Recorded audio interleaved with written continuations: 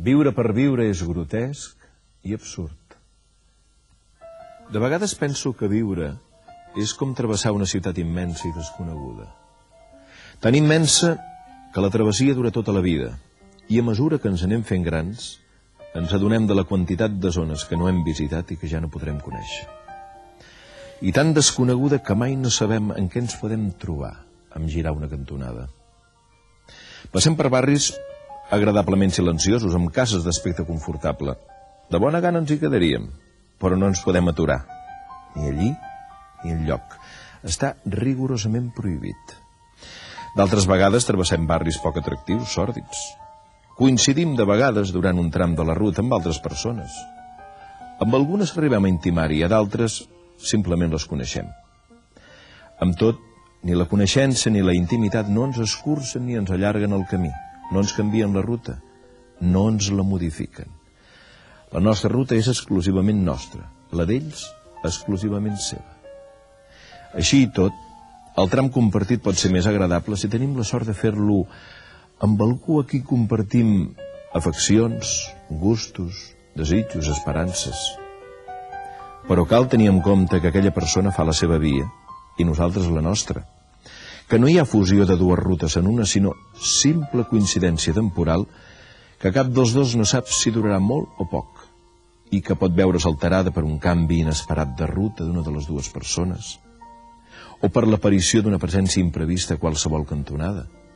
Una presència que la seva ruta ha fet coincidir amb la nostra i que desgavella tot el castell de somnis, d'il·lusions, d'esperances que ens havíem creat.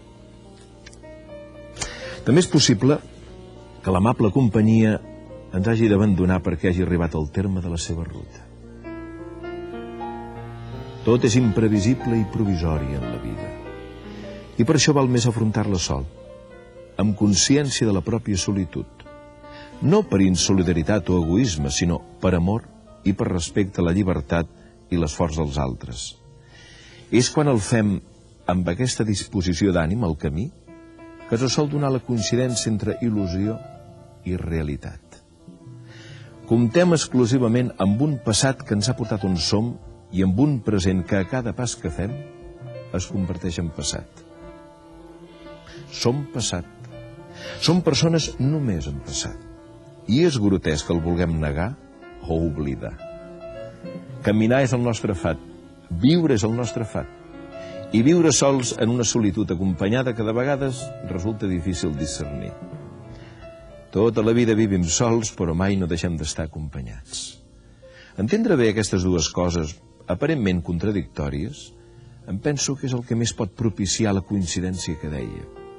I no solament això, sinó que és el que més ens pot ajudar a entendre, respectar i fins i tot estimar la ruta dels altres i el seu esforç per fer-la amb la màxima dignitat.